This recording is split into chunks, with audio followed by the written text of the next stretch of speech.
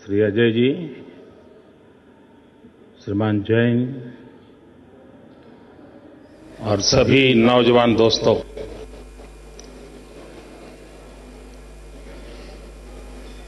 मैं गुजरात की धरती से आ रहा हूं, महात्मा गांधी की भूमि से आ रहा हूं और मैं सरदार पटेल की भूमि से आ रहा हूं।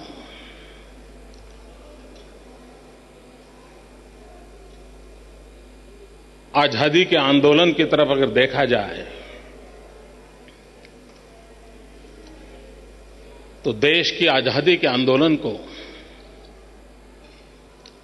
दो मुख्य धाराओं ने प्रभावित किया था।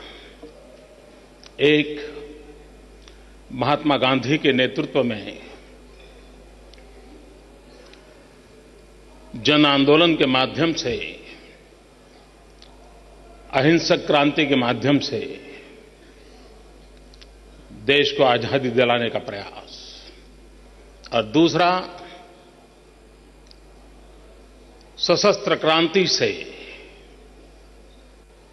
देश को आजादी दिलाने का प्रयास। और मित्रों, दोनों धाराओं का नेतृत्व किसी न किसी गुजराती के पास था। श्यामजी कृष्ण वर्मा थे, जो क्रांति गुरु माने जाते थे, जिन्होंने लंदन में इंडिया हाउस की स्थापना की थी,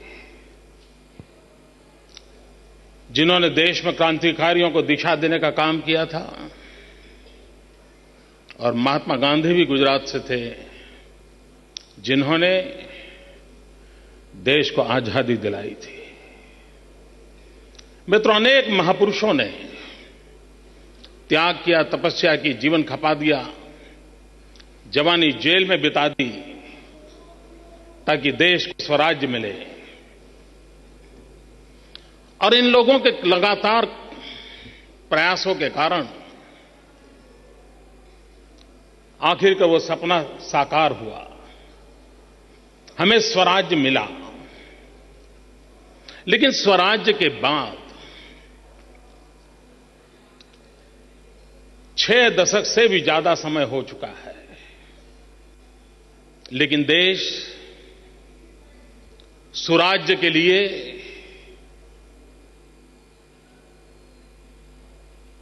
चिंतित है। उसकी अपेक्षा है कि सुराज्य कब मिले। और इसलिए दोस्तों, अगर विश्व की प्रगति की जो भी यात्रा है, उस यात्रा में अगर हिंदुस्तान को अपनी जगह बनानी होगी तो पहली आवश्यकता है, हम सुराज्य पे बल कैसे दें। और जब मैं सुराज्य कहता हूं, तब जिस भाषा को आप समझते हैं उस भाषा में अगर कहूं तो गुड गवर्नेंस। आज सारी समस्याओं की जड़ में एक प्रमुख बीमारी है, तो ये है। मित्रों, आज पूरे देश में, दुनिया में गुजरात के विकास यात्रा की चर्चा हो रही है। उस विकास यात्रा के मूल में अगर कोई गहराई से देखेगा तो एक बात पर बल दिया है, और वह है गुड गवर्नेंस। और लेकिन हम एक कदम आगे हैं। मैं जब गुड गवर्नेंस की चर्चा करता हूं, तब मैं अपने मॉडल की बात करता हूं, तो मैं कहता हूं P2G2, pro people good governance.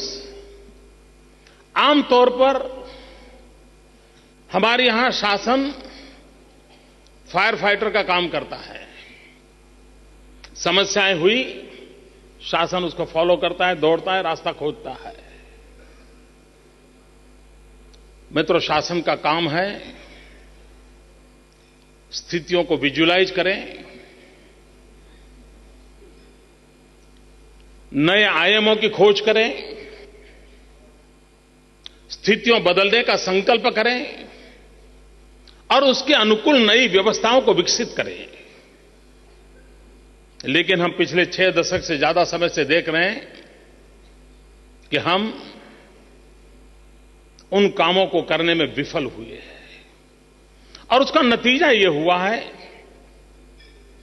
कि आज देश के अंदर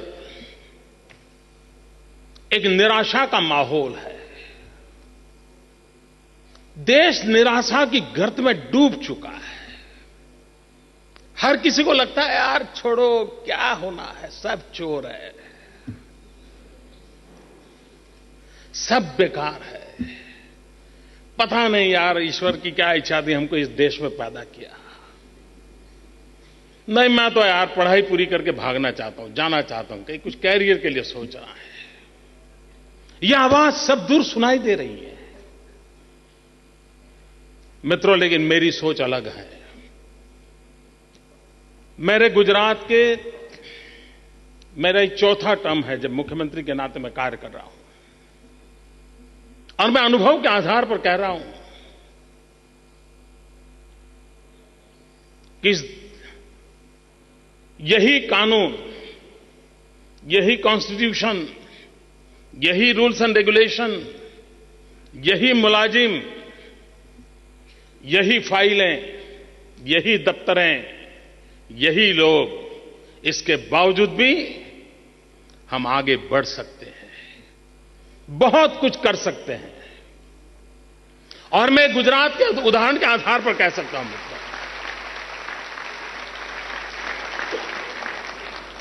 मित्रों, यहां आप लोग बैठे हैं, एक ही चीज को देखने का अलग अलग नजरिया होता है। मान लीजिए मैं आपको दिखाऊं तो आप में से जो आशावादी होंगे वो कहेंगे आधा ग्लास भरा हुआ है, जो निराशावादी हैं वो कहेंगे आधा ग्लास खाली है। मित्रों, मैं ये 2 रास्तों से एक अलग रास्ते का इंसान हूं। मेरी तीसरी सोच है और मेरी सोच ये है, ये ग्लास भरा हुआ है आधा पानी से, आधा हवा से।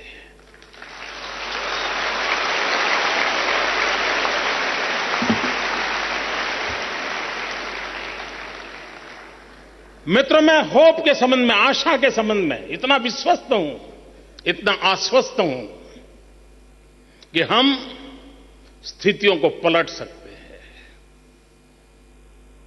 मुझे अभी एक देश के एम्बेसडर मिलने आए थे। काफी फॉर्मल बात होने के बाद वो धीरे से राजनीति की ओर जाने की कोशिश की उन्होंने, और उन्होंने मुझे पूछा कि आपको क्या लगता है हिंदुस्तान के सामने 2 प्रमुख चैलेंजेस क्या है। मैंने उनको सहज जवाब दिया था। मैंने कहा, हमारे लिए सबसे बड़ी चैलेंज ये है कि हम अपॉर्चुनिटी का यूज कैसे करें। तो उन्होंने पूछा कैसे। मैंने कहा कि मेरा देश दुनिया का सबसे नौजवान देश है। 65% जनसंख्या मेरी बिलो 35 है। पूरा यूरोप बूढ़ा हो चुका है, चाइना बूढ़ा हो चुका है, विश्व में सबसे नौजवान देश है ये। 35% पॉपुलेशन अगर बिलो 65% पॉपुलेशन अगर बिलो 30 है, 35 है। लेकिन दुर्भाग्य मेरा यह है कि इतनी बड़ी अपॉर्चुनिटी, इतना बड़ा डेमोग्राफिक स्कोप, इसको हम उपयोग नहीं कर पा रहे। ये सबसे बड़ी चैलेंज है।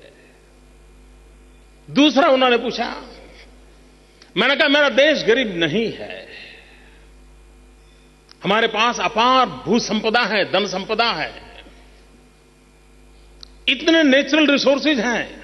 हमारा पूरा ईस्टर्न इंडिया देख लीजिए, नेचुरल रिसोर्सेज से भरा पड़ा है, लेकिन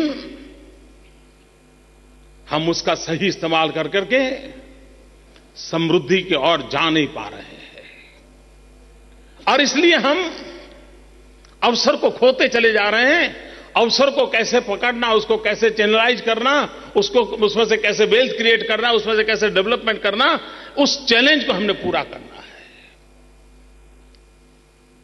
भाइयों बहनों, इन दिनों गुजरात की बड़ी चर्चा होती है, लेकिन गुजरात ने अपनी विकास की यात्रा के मॉडल में एक बात का ध्यान रखा है। हम सिंगल पिलर पर अपना टेंट खड़ा करना नहीं चाहते हैं और इसलिए हमने हमारे पूरे डेवलपमेंट मॉडल को 3 आधार पर डेवलप किया है। 1/3 agriculture, 1/3 industry and 1/3 service sector. और हमारी कोशिश यह है कि हमारे इन तीनों क्षेत्रों का विकास एक समान रूप से हो और कभी एकाध में कोई कठिनाई आ जाए, रुकावट आ जाए तो दूसरे 2 उसको सपोर्ट करें और इसके कारण स्टेट की इकोनॉमी कभी चरमरा न जाए, कभी संकट में न आ जाए। और मित्रों, आज मैं गर्व से कह सकता हूं, हमारे देश का एग्रीकल्चर ग्रोथ, आप तो इस क्षेत्र के विद्यार्थी हैं, गूगल गुरु के शिष्य हैं और इसलिए आपके पास हर इंफॉर्मेशन उंगली पर मौजूद होती है। 20 साल से यह देश एग्रीकल्चर ग्रोथ का टारगेट 4% तय करता है, लेकिन 2-2.5% पे आकर के लुढ़क जाता है। मित्रों, गुजरात कभी एग्रीकल्चर स्टेट नहीं रहा। गुजरात यानी रेगिस्तान, और हमारी तो हालत यही है, इधर हमारे यहां रेगिस्तान, उधर पाकिस्तान।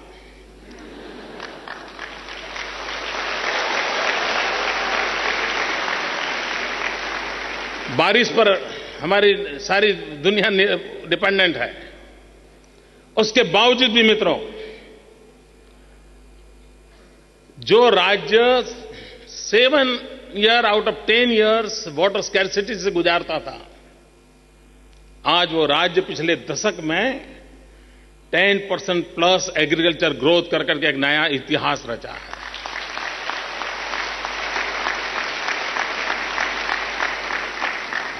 और ये अचानक नहीं हुआ है दोस्तों, इसके लिए कड़ी मेहनत की गई है। आप मीडिया के अंदर देखते हो कि मोदी का वाइब्रेंट गुजरात समिट होता है, बहुत बड़ा होता है। अभी अभी एक वाइब्रेंट समिट हो गया, दुनिया के 121 देश के लोग मौजूद थे। मित्रों, मेरा जो वाइब्रेंट समिट होता है वो सिर्फ 2 दिन होता है और वो भी 2 साल में एक बार होता है। लेकिन मैं एवरी ईयर मई जून महीने में, जबकि गुजरात में टेम्परेचर 44 डिग्री होता है, 1 महीने के लिए कृषि महोत्सव करता हूं। मेरी सरकार के 1 लाख से ज्यादा सरकारी कर्मचारी मेरे साथी गांव जाते हैं, खेतों तक जाते हैं और लैब से लैंड तक नॉलेज ट्रांसफर कैसे करना, नए इनोवेशंस को खेत तक कैसे पहुंचाना, उसके लिए जी जान से जुटे रहते हैं। मित्रों, हिंदुस्तान के अंदर मनुष्य के पास हेल्थ कार्ड नहीं है, लेकिन गुजरात एक ऐसा राज्य है जहां किसानों के पास सॉइल हेल्थ कार्ड है और उसके कारण उसे पता चलता है कि मेरी जमीन में क्या ताकत है, क्या नहीं है, क्या कमी है, कौन सा फर्टिलाइजर चाहिए, किस क्रॉप के लिए अनुकूल है, किस सीजन में क्या करना चाहिए, वो भली भांति जानता है। हमने मित्रों जल संचय का बहुत बड़ा अभियान चलाया। 6 लाख से अधिक पानी को रोकने के लिए स्ट्रक्चर बनाए, छोटे छोटे छोटे छोटे। और गुजरात अकेला राज्य है, सारे देश में वाटर टेबल नीचे जा रहे हैं। We are only exceptional state जहां वाटर टेबल ऊपर आ रहे हैं। मैं तो इसका परिणाम यह हुआ है, इसका परिणाम यह हुआ है कि आज मुझे स्मरण है मित्रों, मैं 2001-2 में जब पहली बार मुख्यमंत्री बना था, तब मेरे यहां we are a cotton grower state, 23 lakh bales cotton production था, 23 लाख गांठ। मित्रों, और इस वर्ष हमारा कॉटन का प्रोडक्ट है 1 करोड़ 23 लाख बेल्स।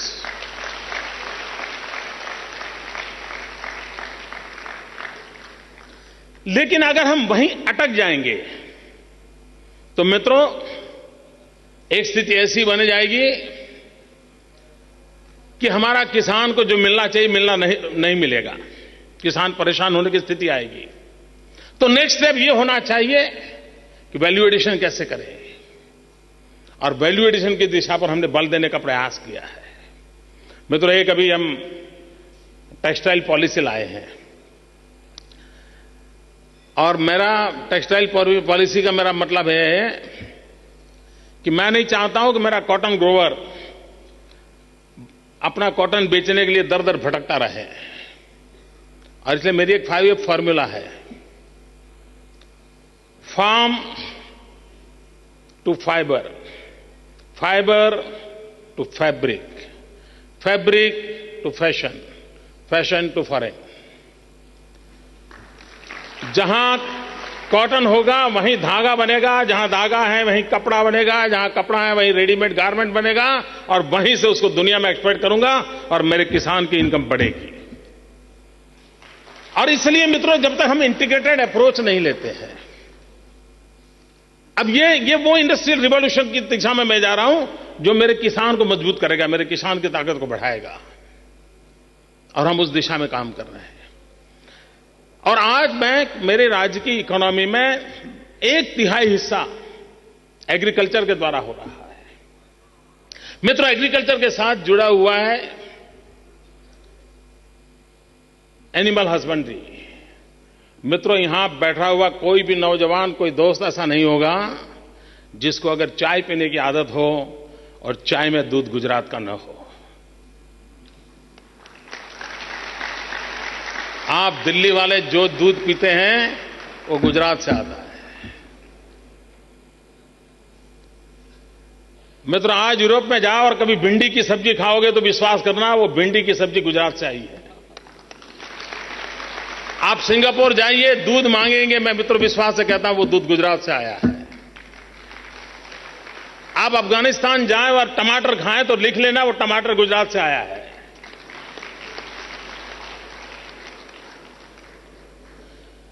मित्रों, हम एग्रीकल्चर सेक्टर को किस प्रकार से बदलाव लाते हैं और बदलाव का असर कैसा होता है, मैं एक छोटा सा उदाहरण देना चाहता हूं। महाराष्ट्र की सीमा पर, भाई कोई समय सीमा का, भाई आप लोगों पर भरोसे हैं।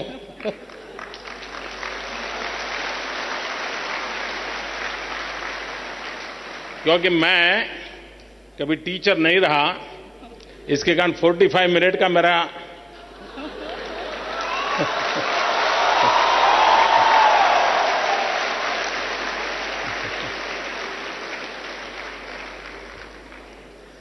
क्योंकि टीचर के कंप्यूटर में वो चिप होता है, 45 मिनट का प्रोग्रामिंग होता है। मित्रों, हमारे यहां महाराष्ट्र से सटा हुआ एक ट्रैवल बेल्ट है।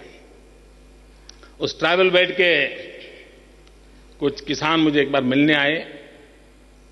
मैं बहुत साल पहले, जबकि राजनीति में नहीं था, तो ट्रैवल बेल्ट में काफी काम करता, तो मैं उस इलाके से परिचित था।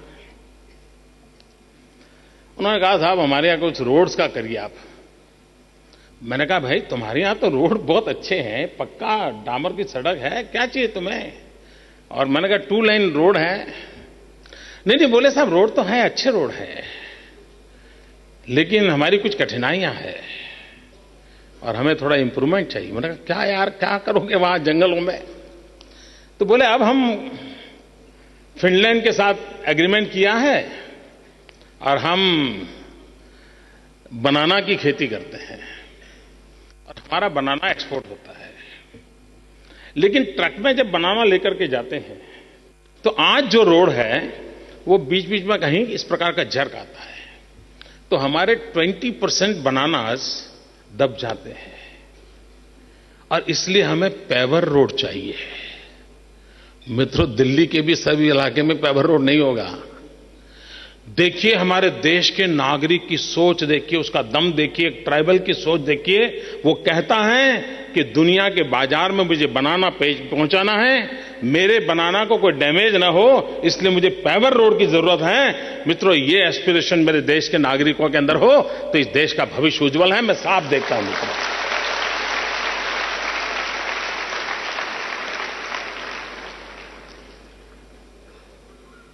मित्रों, एनिमल हस्बेंड्री हम यानी मैं जब गुड गवर्नेंस की बात करता था और गुजरात मॉडल की आप लोग चर्चा सुनना चाहते थे, इसलिए मैं कहना चाहता हूं, हम एक मेडिकल कैंप करते हैं रेगुलर कैटल्स के लिए। हर वर्ष करीब 2500-3000 कैटल कैंप लगते हैं मेरे, और उनका मेडिकल चेकअप, उनका ऑपरेशन, बहुत डिटेल में उसकी सारा अभियान चलता है। उसका परिणाम क्या है मित्रों? पिछले 6 साल में ये रेगुलर मेडिकल कैंप का परिणाम ये आया है कि मेरे यहां जो कैटल है, जो आमतौर पर छोटे मोटे उनको डिसीज होते थे, ज्यादा बारिश हो गई तो कोई डिसीज हो जाता है, कुछ खाने में आ गया तो डिसीज हो जाता है, बहुत धूप हो गई तो डिसीज हो जाता है। मित्रों, आज 6 साल की लगातार कोशिश का परिणाम ये है कि 120 डिसीज कैटल्स के टोटली इरेडिकेट हो गए हैं, टोटली इरेडिकेट। और उसका परिणाम ये आया है कि आज मेरे मिल्क प्रोडक्शन में 80% इंक्रीज है, 80% वृद्धि हुई है मित्रों। और अगर मेरे मिल्क प्रोडक्ट में 80% इंक्रीज होना मतलब जो गरीब किसान अपने घर में एक पशु रखता है, उसकी आय में कितनी वृद्धि हुई होगी आप अंदाज कर सकते हो। और जब गांव के अंदर आय में वृद्धि होती है तो गांव की खरीद शक्ति बढ़ती है, और जब गांव की खरीद शक्ति बढ़ती है तभी राज्य की इकोनॉमी आगे बढ़ती है। और इसलिए हमारी कोशिश है उसकी परचेजिंग पावर कैसे बढ़े, उसका परचेजिंग पावर कैसे बढ़े, और उस पर हम बल दे रहे हैं। और परचेजिंग पावर तब नहीं बढ़ता है जब तक कि हमारा इकोनॉमिकल डेवलपमेंट, हमारा ग्रोथ का चार्ट सस्टेन नहीं करता है। अगर वो लचीला है, ऊपर नीचे होता है तो स्थिति पर नहीं आती है। कंसिस्टेंसी होनी चाहिए और लगातार ऊपर उठना चाहिए, और इसको हम लगातार 10 साल से मॉनिटर करके कर रहे हैं। मित्रों, सर्विस सेक्टर में हम गुजरात के लोग उतने आगे नहीं थे। सर्विस सेक्टर का एक सबसे बड़ा क्षेत्र होता है हॉस्पिटैलिटी सेक्टर, सबसे बड़ा सेक्टर होता है tourism. Gujarati are best tourist.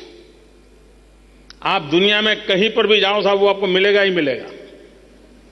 और 5 स्टार होटल में भी डिब्बा खोल करके थेपला निकाल करके खाता नजर आएगा।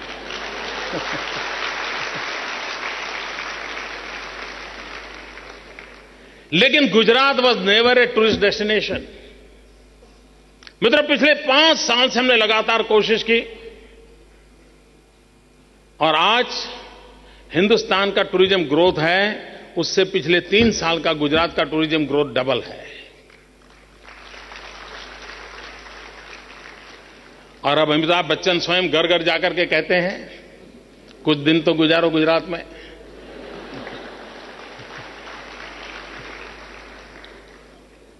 और मुझे विश्वास है आप लोग जरूर कभी न कभी आओगे, और हो सकता है रहने का पसंद करोगे। तो मित्रों, सर्विस सेक्टर में भी हमने काफी बल दिया है और उसका एक परिणाम आया है। मित्रों, एक एजुकेशन का क्षेत्र देख लीजिए। जब 2001-2 का काल था तब मेरे गुजरात में 11 यूनिवर्सिटीज थी। Today we have 42 universities. और मैं यूनिवर्सिटी जब कहता हूं तब we are first in the world where we have a forensic science university. मित्रों, आज पूरी दुनिया में क्राइम वर्ल्ड ने रूप बदल दिया है। हॉलैंड में बैठा हुआ बच्चा हैकिंग करके आपकी बैंक में से सारे रुपए उठा के ले जा सकता है। साइबर क्राइम बढ़ता चला जा रहा है, इकोनॉमिक ऑफेंस बढ़ते जा रहे हैं। उन सारी दुनिया में से अगर हमको कोई व्यवस्था खड़ी करनी है तो फॉरेंसिक साइंस इज ओनली ए वे। और दुनिया में कहीं पर भी फॉरेंसिक साइंस यूनिवर्सिटी नहीं है। We are the first in the world. और आज इजराइल, जो कि सिक्योरिटी की दुनिया में बहुत बड़ा माना हुआ नाम है, ऑस्ट्रेलिया है, कनाडा है, दुनिया के समृद्ध देश ये हमारी फॉरेंसिक साइंस यूनिवर्सिटी के साथ जुड़ करके उसके डेवलपमेंट के अंदर हमारे हिस्सेदार हैं और ग्लोबली हमने अपना एक रेपुटेशन प्राप्त किया है। मित्रों, हिंदुस्तान में गुजरात एक पहला राज्य है जिसने रक्षा शक्ति यूनिवर्सिटी बनाई है। मित्रों, आप दिल्ली के अंदर इन दिनों काफी गुस्से में हैं, आक्रोश में हैं, लॉ एंड ऑर्डर को लेकर के। हर कोई इसके लिए अपनी चिंता जताता है। मैं यहां आलोचना करने आया नहीं हूं, लेकिन क्या रास्ते खोज सकते हैं? मित्रों, आज क्या है? आज लॉ एंड ऑर्डर सिचुएशन के स्थिति में कहा आता है, जो ज्यादातर क्या होता है, हमारे यहां जो पुलिस का रिक्रूटमेंट है वो कैसे होता है? बॉडी की साइज पे होता है। अगर वो 6 फुट का है तो उसकी भर्ती हो जाती है। 6-8 महीना वो इधर उधर उसको दौड़ाते हैं, हाथ में बंदूक पकड़ा देते हैं, यूनिफॉर्म आ जाता है, कानून उसके हाथ में आ जाता है। मित्रों, उसमें बदलाव की जरूरत है। गुजरात ने एक परिवर्तन लाया है और हमने एक रक्षा शक्ति यूनिवर्सिटी बनाई है और उस रक्षा शक्ति यूनिवर्सिटी में जो भी सिक्योरिटी फील्ड में जाना चाहता है, चाहे आर्मी में जाना चाहता हो, एयरफोर्स में, कहीं पर भी, वो 10वीं के बाद उस यूनिवर्सिटी को ज्वाइन कर सकता है, 12th के बाद ज्वाइन कर सकता है और रेगुलर 3 साल का 5 साल का कोर्स कर करके, और उसमें सब विषय उसको पढ़ाए जाते हैं। उसको मॉब साइकोलॉजी भी पढ़ाई जाती है, उसको लॉ कानून भी बताया जाता है, संविधान भी पढ़ाया जाता है और एक परफेक्ट, और जब जाकर के वो पुलिस में जब भी रिक्रूटमेंट होगा वो जाएगा, भर्ती के लिए खड़ा हो जाएगा। और इसलिए क्वालिटी मैन पावर ये हम ला सकते हैं। मित्रों, आज गुजरात का पुलिस बल जो है वो हिंदुस्तान का सबसे नौजवान पुलिस बल है। इतनी बड़ी मात्रा में हमने 20, 22, 25 साल के नौजवानों को भर्ती किया है और उसमें वो टेक्नो से भी होना चाहिए, हमारा आग्रह रहा है। और आज मेरे यहां कांस्टेबल लेवल के लोग भी काफी टेक्नो से भी पूरी टीम मेरे पास है। यानी हम किस प्रकार से बदलाव लाते हैं। मित्रों, वी आर फर्स्ट जिसने एक यूनिवर्सिटी चालू की है, Indian institute of teachers education, IITE। मित्रों, आज हमारे देश में से IIM है, IIM से CEO निकलते हैं और दुनिया में से कैंपस इंटरव्यू होकर के विश्व के अंदर बहुत बड़ी बड़ी कंपनियों के CEO बनते हैं। लेकिन आज आप किसी भी परिवार को पूछोगे कि आपकी एक इच्छा बता दीजिए क्या है, कितना ही धनी इंसान क्यों ना हो, उसको अगर एक इच्छा पूछते हैं तो बताता है कि मुझे मेरे बेटे की बेटी की अच्छी शिक्षा चाहिए, अच्छा टीचर चाहिए। हर मां बाप अरबों खरबों का मालिक क्यों ना हो, उसको अपने बच्चे के लिए अच्छा टीचर चाहिए। मित्रों, क्यों ना हम साइंटिफिक ढंग से अच्छे टीचर तैयार करने के लिए काम करें। We are the first in India who started this university, Indian institute of teachers education. 12th के बाद जो टीचर बनना चाहता है उसकी पूरी 5 साल वहीं ट्रेनिंग होगी और टीचर बनकर के आएगा। और मित्रों, मेरा सपना है पूरे विश्व को मिलियंस ऑफ मिलियन टीचर्स की आवश्यकता है। हिंदुस्तान के पास नौजवानों की फौज है, हम सब कुछ एक्सपोर्ट करते हैं, क्यों ना हम टीचर एक्सपोर्ट करें।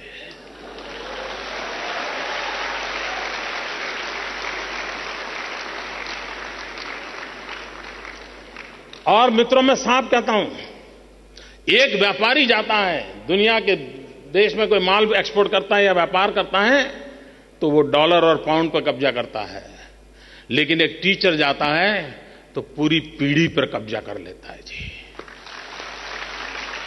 ये ताकत होती है। मित्रों, भारत ने उस रूप में देखना चाहिए चीजों को, इस विजन के साथ देखना चाहिए। हमने अपने एक कोने में अपने आप को फंसाए रखने की आवश्यकता नहीं है। उसी प्रकार से मित्रों, दूसरा है हमारा इंडस्ट्रियल डेवलपमेंट। इंडस्ट्रियल डेवलपमेंट के सेक्टर में ये बात सही है मित्रों कि हम इसलिए पिछड़ रहे हैं कि हमने टेक्नोलॉजी अपग्रेडेशन में ध्यान नहीं दिया। मित्रों, एक समय था गुजरात में अहमदाबाद मैनचेस्टर ऑफ इंडिया कहलाता था। कपड़े की मिलें इतनी बड़ी मात्रा में थी, जहां भी देखो आपको कपड़ों की मिलों की बहुत बड़ी बड़ी चिमनियां दिखती थी। वो पूरा उद्योग नष्ट हो गया आज से 30-40 साल पहले। कारण क्या? क्या लोगों को कपड़ों की जरूरत नहीं थी क्या? जरूरत थी, मार्केट तो बहुत बड़ा था, लेकिन टेक्नोलॉजी अपग्रेडेशन करके कॉम्पिटिटिव वर्ल्ड के अंदर खड़े रहने के लिए जो परिवर्तन की जरूरत थी वो नहीं कर पाए। मित्रों, हिंदुस्तान को दुनिया की बदलती हुई चीजों में अपनी जगह बनानी है, तो इस बात को हमने देखना होगा। हमने टेक्नोलॉजी अपग्रेडेशन इज मस्ट। मित्रों, आज सारे विश्व का ध्यान हिंदुस्तान की तरफ है। क्यों? क्योंकि उनको लगता है कि हिंदुस्तान एक बहुत बड़ा बाजार है। सारे विश्व को लगता है कि यहां पर हम हमारी चीजें डंप कर सकते हैं, हम हिंदुस्तान के अंदर बड़े आसानी से माल बेच सकते हैं। मित्रों, समय की मांग है कि हम तय करें कि हम पूरे विश्व को बाजार बनाएंगे और हम मैन्युफैक्चरिंग सेक्टर में लीड कर करके दुनिया के बाजार में हमारा माल डंप करेंगे।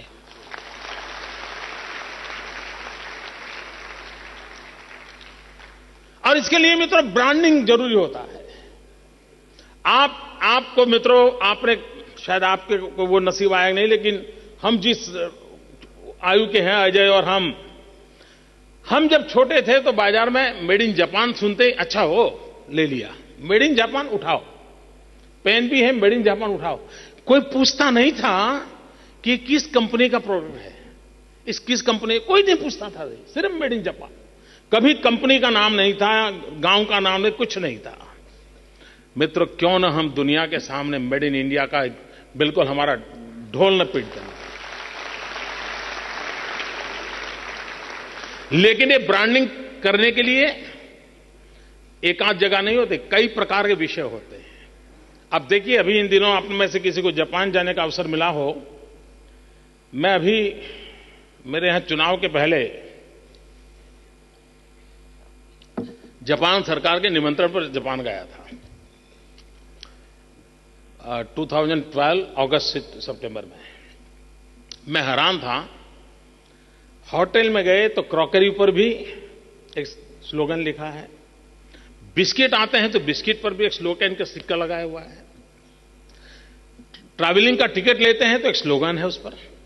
कोई ऐसी जगह नहीं होगी, कोई ऐसी जगह नहीं होगी जहां पर एक स्लोगन न लिखा। और स्लोगन क्या है?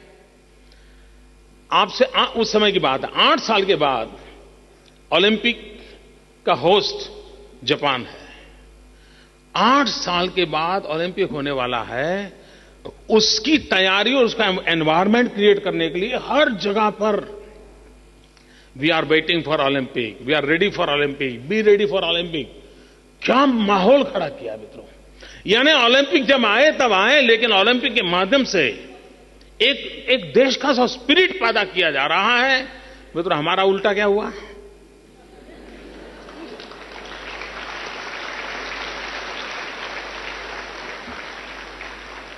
मित्रों, दुनिया इन अवसरों को किस प्रकार से उठाती है? जिन लोगों ने साउथ कोरिया के डेवलपमेंट का स्टडी किया होगा, और मैं मानता हूं मित्रों, हिंदुस्तान के, और आप जिस फील्ड में पढ़ते हैं, आप लोगों से मैं आग्रह करूंगा कि आप समय लेकर के साउथ कोरिया के डेवलपमेंट के पूरे स्फीयर को स्टडी करने जैसा है। मित्रों, हमारे बाद जिसको आजादी मिली ऐसा देश, थर्ड वर्ल्ड कंट्रीज में भी सबसे नीचे का देश, उसने दुनिया में ओलंपिक को होस्ट किया था। और मित्रों, साउथ कोरिया ने जब ओलंपिक को होस्ट किया, सारी दुनिया की आंखें फट गई थी, और वो टर्निंग पॉइंट था। सारे विश्व ने साउथ कोरिया के लोहे को स्वीकार कर लिया, तो इसकी ताकत को स्वीकार कर लिया, और बाकी सब चीजें आराम से दुनिया के अंदर प्रवेश कर गई। मित्रों, हमारे यहां कॉमनवेल्थ हुआ। क्यों किया? करने वालों को मालूम नहीं।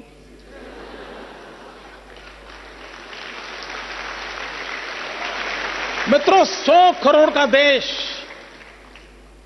एक इवेंट से पूरे देश का कैसे ब्रांडिंग कर सकता है। और मित्रों, ग्लोबली अगर आपको देखना है तो करना पड़ता है। और उस अर्थ में मैं कहना चाहता हूं, मेरे गुजरात का vibrant Gujarat global investor summit, मैं जब अंदर आ रहा तो मैंने जैन साहब को पूछा, नौजवान क्या सुनना चाहते हो? जो विषय उन्होंने कहा वो मैं भी बोलना चाहता हूं। उन्होंने कहा, भाई आपका ग्लोबल रिलेवेंस हमें समझाइए। मित्रों, आपको जान करके खुशी होगी मित्रों, मैं दिसंबर एंड तक चुनाव में बिजी था। लास्ट वीक ऑफ दिसंबर मेरा शपथ हुआ और जनवरी 11 को मैंने वाइब्रेंट समिट ऑर्गेनाइज किया। मेरे पास 10 दिन थे और मित्रों, मुझे उस मेरी टीम की एफिशिएंसी के लिए और चीजों को इंस्टीट्यूशनलाइज करने का क्या परिणाम आता है, गर्व से कहता हूं, मुझे 121 कंट्रीज वेर देयर। मित्रों, दुनिया के 121 देश एक ही रूप के नीचे हो और हिंदुस्तान का इंडस्ट्रियल वर्ल्ड का हुज जिसको कहें, सब के सब वहां मौजूद थे। एक प्रकार से 50% GDP of the country was under one roof.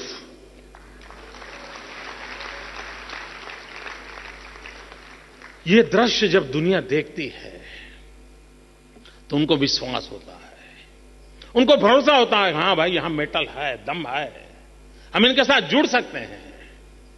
और एक बार हमारा प्रभाव चल पड़ता है, फिर कोई रोकने वाला नहीं होता है। मित्रों, आज ये बेनिफिट गुजरात को मिल रहा है और गुजरात हिंदुस्तान का एक वो इलाका है जो हिंदुस्तान की सेवा कर रहा है। ये कोई गुजरात की जेब में नहीं जा रहा है, देश की भलाई के लिए जा रहा है। अगर हम मेहनत कर करके नमक पैदा करते हैं तो आप में से कोई नहीं होगा जिसने गुजरात का नमक न खाया हो।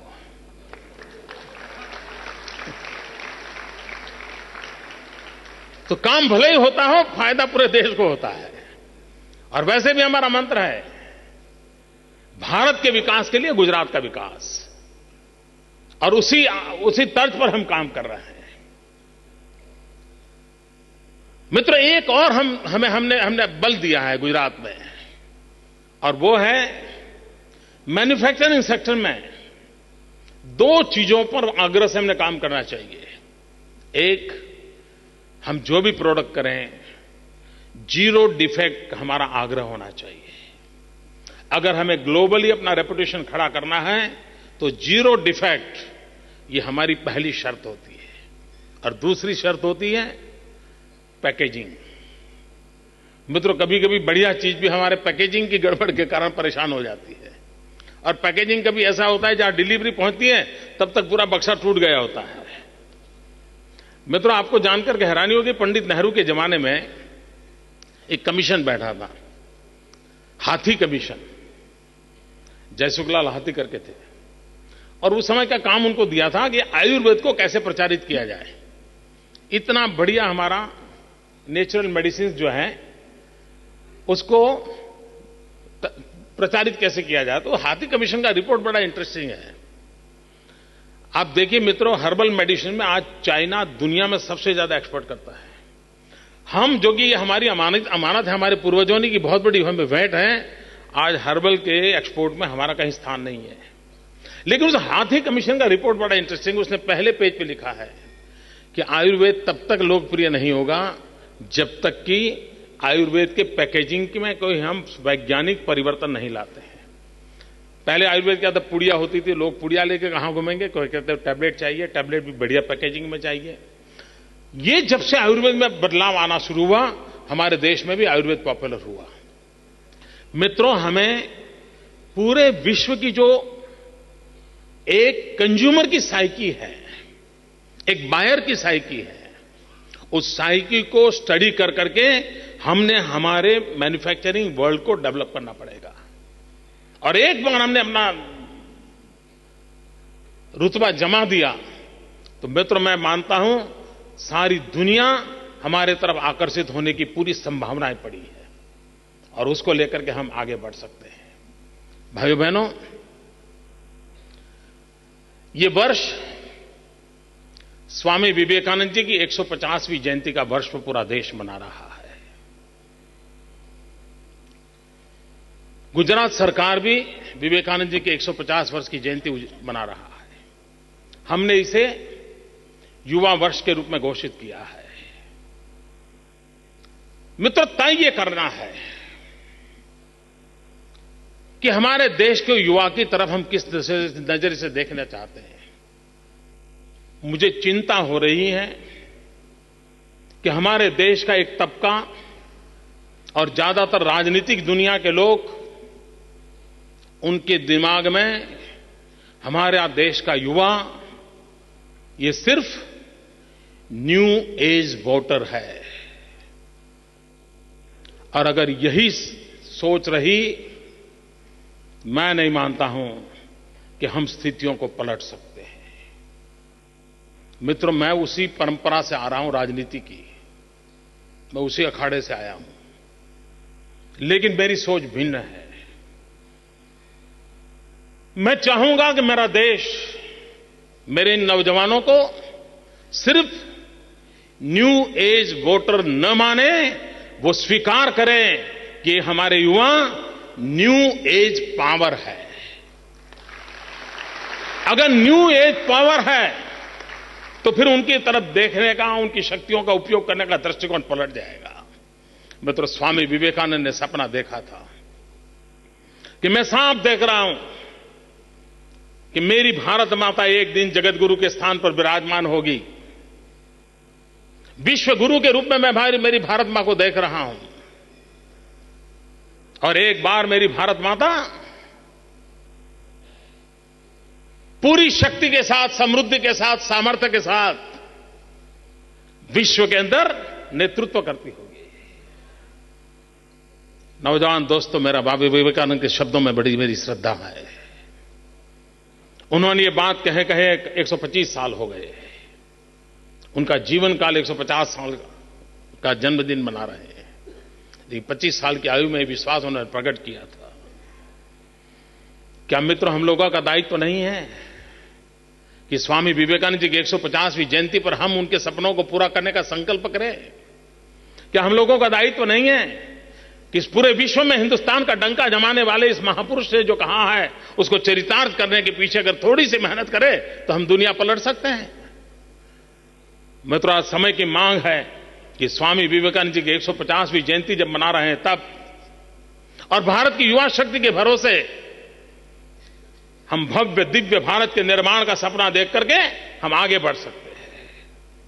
और मित्रों, आगे बढ़ने के लिए जिन बातों की ओर बल देने की आवश्यकता मुझे लगती है, सारा विश्व कहता है 21वीं सदी हिंदुस्तान की सदी,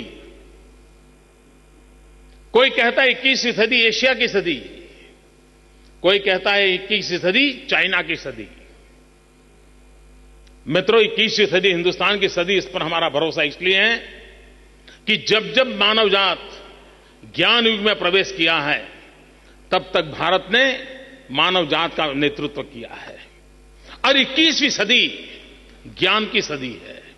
और इसलिए मेरा पूरा भरोसा है कि 21वीं सदी हिंदुस्तान की सदी बन सकती है।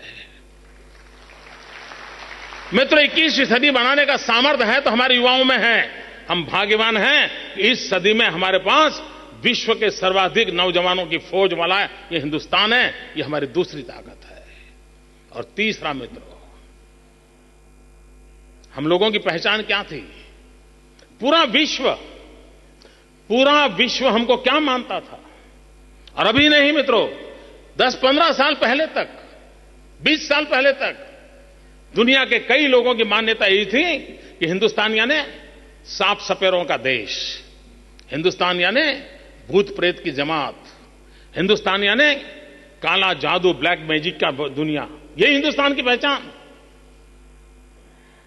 मित्रों, हमारे नौजवानों ने 20, 22, 24 साल के नौजवान विश्व में जाकर के पूरे हिंदुस्तान की छवि को बदल दिया पिछले 20 वर्ष के अंदर। एक बार मैं ताइवान गया था। ताइवान में मेरे साथ एक इंटरप्रेटर था। ये मैं 15 साल पहले की बात कर रहा हूं, तब मैं मुख्यमंत्री नहीं था। तो मेरे साथ वो रहता था, 5-6 दिन का मेरा टौरा था। लास्ट डे उसके परिचय बढ़ गया तो उसने मुझे बड़े संकोच से पूछा कि साहब आपको बुरा ना लगे तो मैं एक सवाल पूछना चाहता हूं। मैंने कहा पूछिए। तो बोले, साहब क्या अभी भी आपके देश में सांप सपेरे वाली सारा दुनिया है? क्या अभी भी आपके यहां भूत प्रेत की दुनिया चल रही है? क्या अभी भी आपका देश अंधश्रद्धा में डूबा हुआ है? वो बेचारा वही चीजों को जानता था। मैंने कहा नहीं, अब तो हम स्नेक चरमन नहीं रहे हैं, हमारा काफी डिवोल्यूशन हो गया है। बोले मतलब? मैंने कहा हमारे पूर्वज तो स्नेक चरमन हुआ करते थे, ये हमारी जनरेशन दम, माउस चैम्बर है।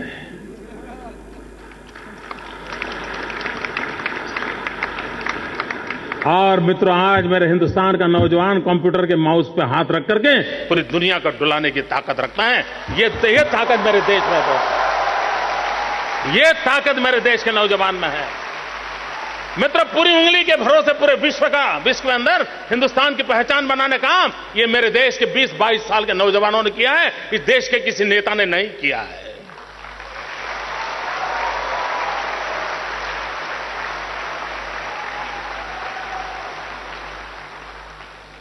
विश्व को भारत की तरफ नए नजरिए से देखने के लिए मजबूर किया है। मित्रों, आप लोगों को जानकारी होगी, जब क्लिंटन यहां आए थे, when he was the president, यहां से उनका एक टूर बना था जयपुर जाने का। वो जयपुर के गांव में गए थे और गांव में महिलाएं किस प्रकार से वहां का कोऑपरेटिव सोसाइटी चलाते हैं और कैसे कंप्यूटर कहती है और घूंघट ट्रांसफर करके सारी महिलाएं अपना कारोबार चला रही थी। क्लिंटन को उस गांव में ले गया और सारा लाइव टेलीकास्ट चलता था। और वैसे भी हमारे देश में जो विदेश के लोग आते हैं तो हम लोग जरा ज्यादा ही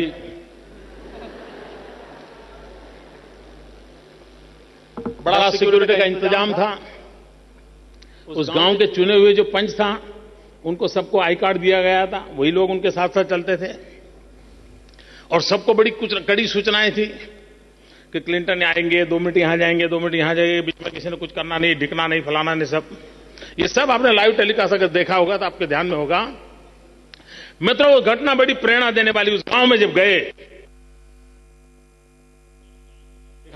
उन महिलाओं को कंप्यूटर के ऊपर अपना हिसाब किताब करते देखा, घूंघट ओढ़ा हुआ था। एक वहां का पंच, दलित मां के बेटा, पंचायत में चुना हुआ एक व्यक्ति, वो लपक करके क्लिंटन के पास पहुंच गया। गांव वाले बड़े नाराज हो गए, ये वहां क्या पहुंच गया भाई, क्या बात करेगा, इसको तो अंग्रेजी तो आती नहीं है और ये गांव की इज्जत खराब कर देगा। और ये जाकर के क्लिंटन के साथ आंख में आंख मिलाकर के बोलने लगा। सारे लोग गांव के थे, उनके आंख कान खड़े हो गए कि क्या क्या। लोगों को लगे यार शायद वीजा मांगता होगा।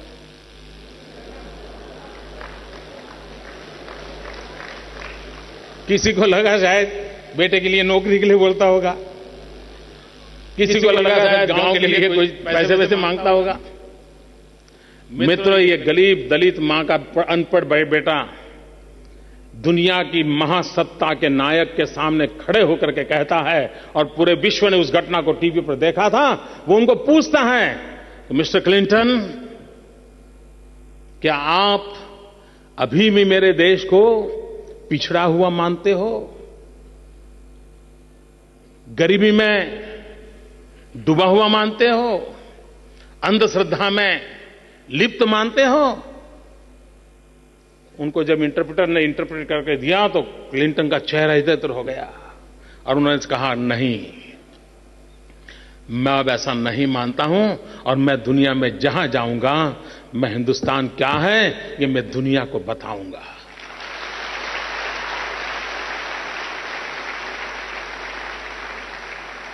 मित्रों, हमारे नौजवानों में सामर्थ्य है।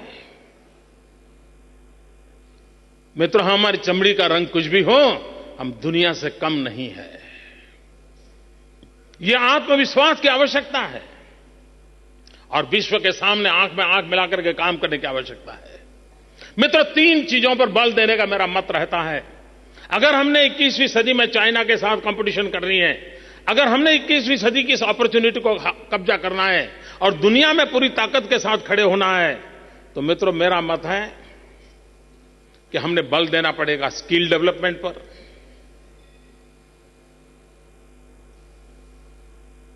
दूसरा मित्रों, हमारा स्केल बड़ा होना चाहिए। और तीसरी बात, हमारी स्पीड तेज होनी चाहिए। स्किल, स्केल एंड स्पीड, ये 3 चीजों को हमने आत्मसात करने की आवश्यकता है। मित्रों, आज हमारे नौजवानों के पास मस्तिष्क है, इरादा है, भुजाएं हैं, लेकिन स्किल के अभाव में वो विकास की यात्रा में हिस्सेदार नहीं बन पा रहा है। हमने गुजरात के अंदर स्किल डेवलपमेंट का अभियान चलाया है।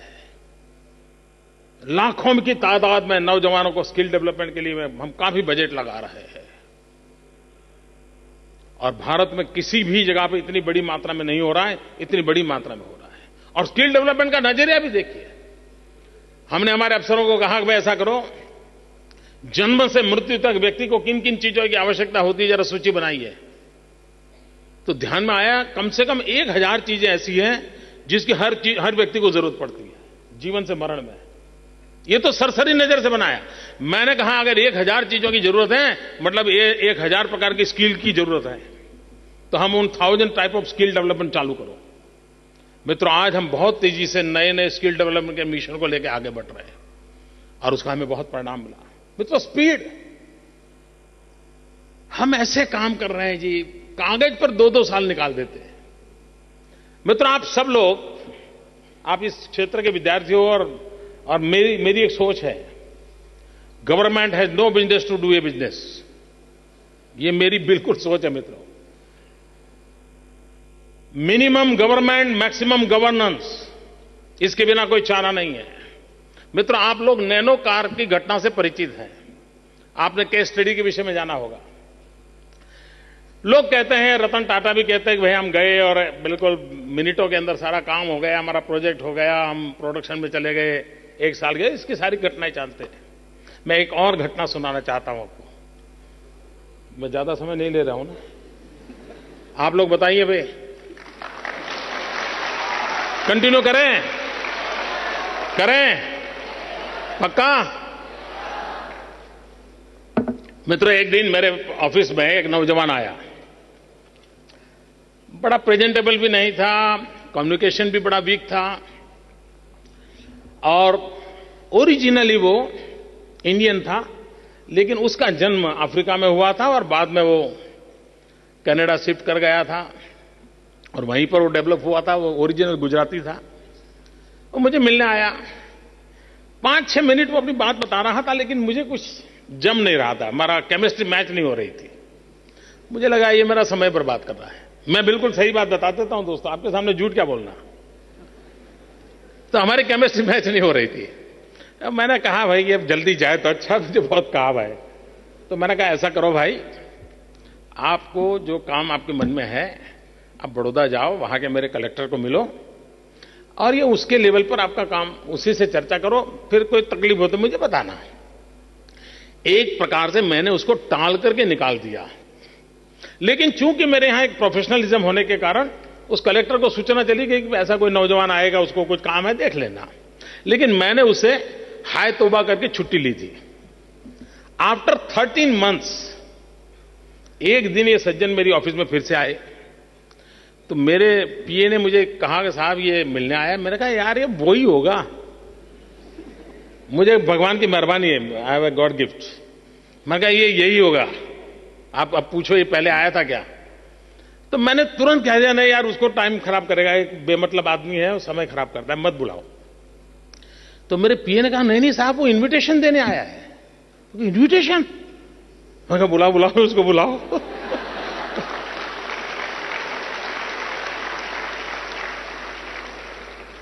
तो कह रहा है साहब मैं आपको मिला था, अब हमारी फैक्ट्री बन गई है, आपको उद्घाटन के लिए इनवाइट करने आया हूं। मित्रों, मैं हैरान था।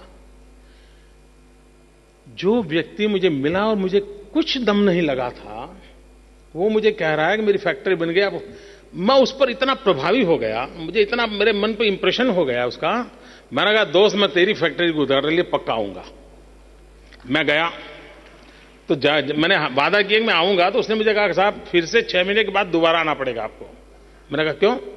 अभी तो बोले फैक्ट्री का उद्घाटन है, 6 महीने के बाद हमारी फर्स्ट प्रोडक्ट हम लॉन्च करेंगे, तो उस फर्स्ट प्रोडक्ट लॉन्च करें तब भी आपको आना है। मैंने कहा यार 2-2 बार एक कंपनी में मेरा जाना तो क्या मतलब है, तुम अब ठीक है कर रहे हो तो मैं आ जाऊंगा। मेरे नौजवान मित्रों, आपको जानकर के आश्चर्य होगा, एक व्यक्ति जो मुझे पहली बार मिलता है वो 13 महीने के बाद मुझे अपनी फैक्ट्री के उद्घाटन के लिए इनवाइट करने आता है और 6 महीने के बाद प्रोडक्ट लॉन्च करने का वादा करने आता है। और मैं उद्घाटन करके आया, फिर 6 महीने के बाद दोबारा गया और मित्रों मैंने प्रोडक्ट क्या लॉन्च की? आप दिल्ली में जिसके लिए गर्व करते हो उस मेट्रो ट्रेन का कोच मैंने भेजा था।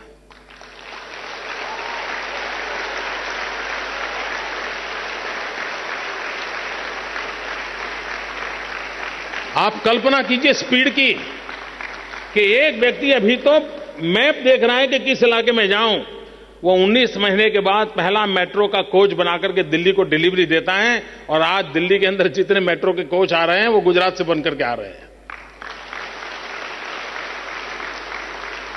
मित्रों, जब तक हम इस स्पीड पे काम नहीं करेंगे, होती हैं, चलती हैं, देखेंगे, करेंगे, तो दुनिया हमारा इंतजार नहीं करेगी, दुनिया आगे चली जाएगी। और इसलिए हमारी पूरी शासन व्यवस्था में, हमारी सोच में इन चीजों को बदलाव लाना पड़ेगा। और स्केल भी मित्रों छोटे स्केल पे काम नहीं होता है, बहुत बड़े स्केल पे काम करना चाहिए। आपको कभी मौका मिले तो गांधीनगर में आइए, मैंने एक महात्मा मंदिर बनाया है, हिंदुस्तान का सबसे बड़ा कन्वेंशन सेंटर बनाया है। और उसको बनाने में मुझे 162 डेज लगे थे, 162 दिवस। हिंदुस्तान का सबसे बड़ा कन्वेंशन सेंटर वो बना है। मित्रों, स्केल कितना बड़ा होना चाहिए जिसका आप अंदाज कर सकते हैं। और इसलिए आवश्यकता है कि हम इन चीजों पर बल देते हुए हम विकास की यात्रा को आगे बढ़ाएं। और एक बात निश्चित है मित्रों, सभी समस्याओं का समाधान डेवलपमेंट है। विकास के बिना कोई चारा नहीं मित्रों। देश बर्बाद हुआ है वोट बैंक की राजनीति से। देश को आवश्यकता है डेवलपमेंट पॉलिटिक्स की। अगर देश की राजनीति भी डेवलपमेंट के धुरा पर अगर चलेगी तो इस देश में बहुत बड़े बदलाव आ सकते हैं। मित्रों, मैं फिर से कहता हूं, मैं उन इंसानों में हूं जिसको ये ग्लास पूरा भरा हुआ दिखता है। आधा पानी से है, आधा हवा से है। मैं उस आशावादी इंसानों में से हूं। और इसलिए मैं साफ देख रहा हूं, जो सपना स्वामी विवेकानंद जी ने देखा था, वो सपना जरूर साकार होगा। इसी नौजवान पीढ़ी के माध्यम से होगा। और फिर एक बार ये भारत माता जगत गुरु के स्थान पर विराजमान होगी। आप सबके बीच आने का मुझे मौका मिला, सब नौजवानों से बात करने का अवसर मिला। मैं आपका बहुत बहुत आभारी हूं। धन्यवाद।